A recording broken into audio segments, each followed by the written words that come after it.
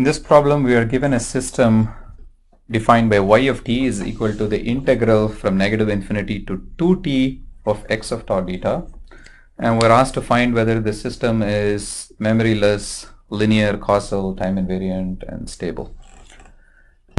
So let's quickly look at whether the system is memoryless or not. I mean, it's clear that y of t depends on all the past values of x of t and perhaps also on some future values of x of t, because y of t is the integral from negative 2t to, I'm sorry, for integral from negative infinity to 2t, right? So clearly this is a system.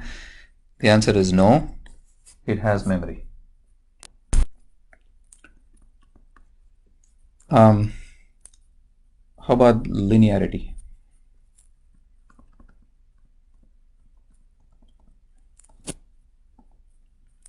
So the test to see if something is linear is that we consider an input x1 of t, and let's say the output y1 of t is integral from negative infinity to 2t x1 of tau d tau. And then we look at another input x2 of t. We look at the output from the system for this input, and that's going to be given by the integral from negative infinity to 2 times t x2 of tau d tau.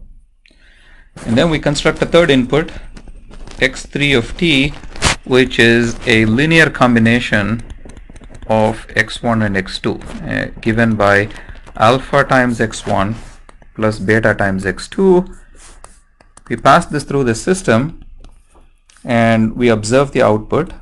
The output is going to be integral negative infinity to 2t x3 of tau d tau, which will be given by integral negative infinity to 2t alpha times x1 of tau plus beta times x2 of tau d tau.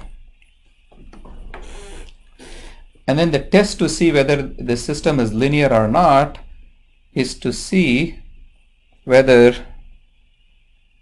y3 of t is equal to alpha times y1 of t plus beta times y2 of t.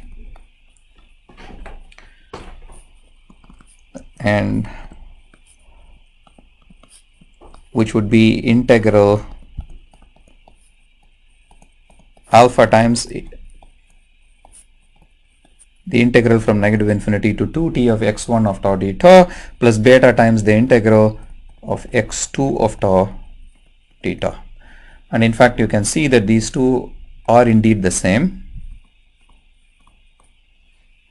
And of course, that means that this system is linear. Does that make sense? So some things to keep in mind when you compute the output of the system when the input is x3, you really should not have to look at the output of the system for the input x1 and x2 individually. You should really only use the relationship between the input and output given by the mathematical expression for the system. That's the only thing you should be using when you compute y3 of t. And then the test is to see whether that is equal to alpha times y1 plus beta times y2. Okay, so the answer is the system is indeed linear.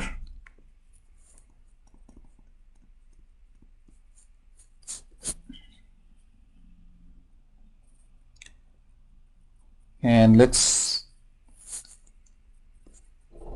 do some of the easy ones before we is this causal.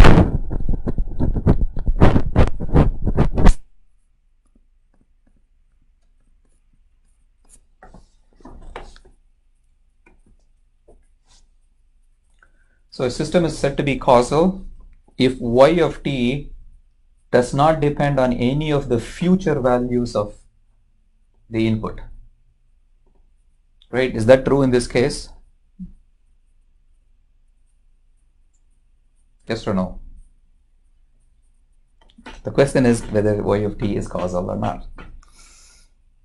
It's not causal because if you plug in, let's say, t equal to 1, then y of 1 is the integral from negative infinity to 2 of x of tau data, which means we need x from time 1 to 2 as well, in addition to the past, to be able to compute y. So it's looking into the future and trying to integrate future values of x as well. So clearly this is not causal.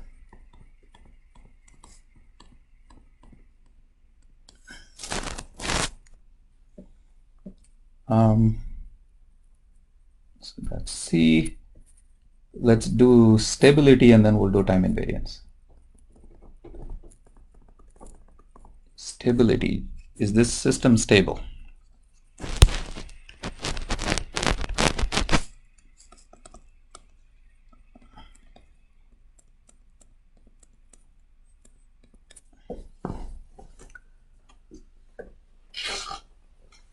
Is it stable?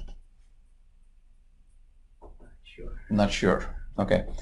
So the thing is this, right? If you're just given this problem and then you are asked whether this is stable or not, so you first should get some intuition into what the system is doing.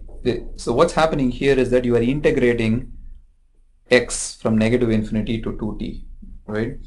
So when you integrate something from negative infinity to 2t, it's possible that this integral grows without bounds as t becomes larger and larger, even when x is bounded. So for example, if I just thought of x being the unit step function, suppose x of t is equal to u of t. That means x of tau is a function that looks like this when I plot it as a function of tau, right? Now let's think about what might happen to y of t.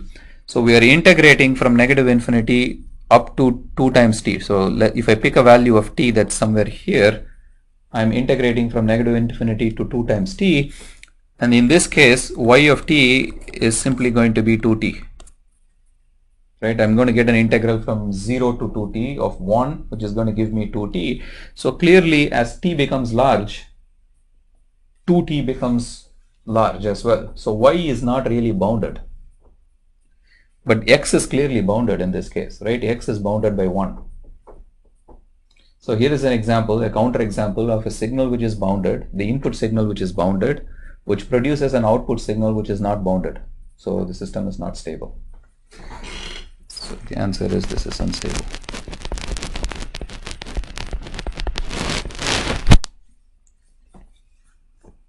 Okay, and finally time invariance.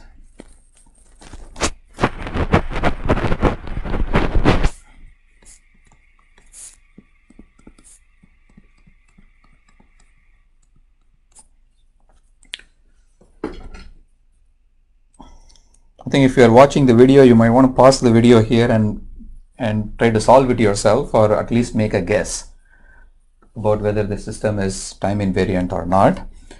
And the way we decide if the system is time invariant or not is to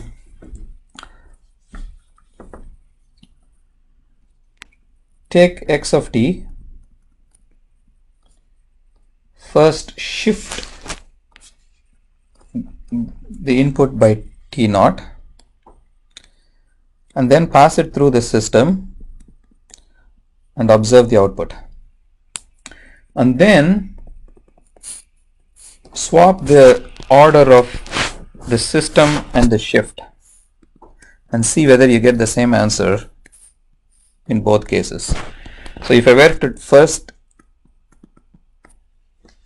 pass x of t through the system and then shift the output by t naught, and then we compare these two outputs and then we see whether they're the same. If they're the same, it's time invariant. If it's not time invariant. Okay, and of course, I mean, that's easy to understand, but sometimes the difficulty is in actually writing the expressions for what is at the output of the system and what is the shifted versions, right?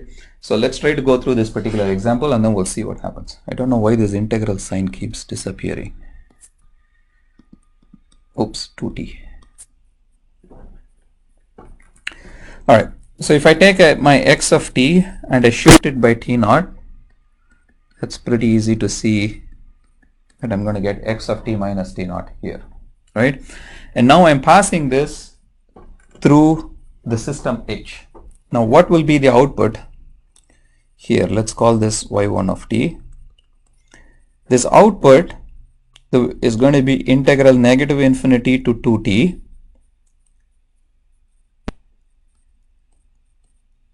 x of tau minus t naught d tau. I think this is probably a little bit confusing as to why this is. So the way I always think about these things is to think of the system description as saying the output at time t is the integral from negative infinity to 2t of the input at tau d tau, right? And in this case, as far as this block is concerned, the input is the signal x of t minus t naught. So when I say input of tau, what that means is replace the t in x of t minus t naught by tau. That's what that means to say the input of tau, right? Because this function x of t minus t naught is input of t. I'm replacing t by tau, so I get x of tau minus t naught. Okay. Now, okay, so we'll keep that. We might do some simple manipulation to this in the end, but for now, let's keep that there. We'll go to the second branch here. Let's take x of t and let's look at the output from the system corresponding to x of t. That's going to be negative infinity to 2t x of tau d tau. Right? And then I'm going to shift this signal by passing it through this block that shifts it by t naught. So what does shifting something by t naught do? That corresponds to replacing t in the input by t minus t naught. Right? So where does t appear in the input? The only place where t appears in the input is in the limit here. So the output corresponding to this, let's call this as y2 of t. This is integral negative infinity to 2 times t minus 2 times t naught of x of tau d tau. Now, if these two things turn out to be the same, then the system is time invariant. If these two things turn out to be different, the system is not time invariant. So you can see that these two are not the same. And the way to see that is to make a simple substitution to this integral. Substitute s is equal to tau minus t naught. Then x of tau minus t naught becomes x of s. D tau is the same as ds. But when I look at the limits for the integral now go between negative infinity to what will be the value of s if tau takes the value 2t naught. It will be only 2t minus t naught. It's not going to be 2t minus 2t naught. This is where the main difference comes from. Okay, what I did here was to make this substitution, right? I made the substitution s is equal to tau minus t naught. When I make a substitution of variables, what I need to do is I need to compute d tau in terms of ds. That's pretty straightforward, right? D tau is equal to ds in this case. But if I have an integral with limits, I also have to change the limits in my integral. So I was integrating with respect to tau, but I was integrating from negative infinity to 2t. And I made a substitution saying s was tau minus t naught. So the new limits for the integral will be whatever the value of s is that corresponds to tau being equal to negative infinity, and whatever the value of s is when tau is equal to 2t. When tau is equal to negative infinity, s is of course negative infinity as well. But when tau is equal to 2t, s is 2t minus t naught. It's not 2t minus 2t naught. That's the main difference. So of course you're going to get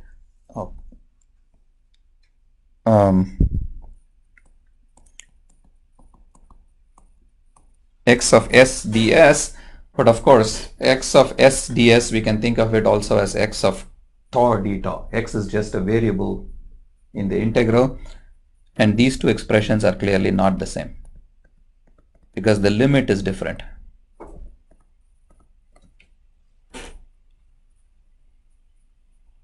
So this is indeed time variant.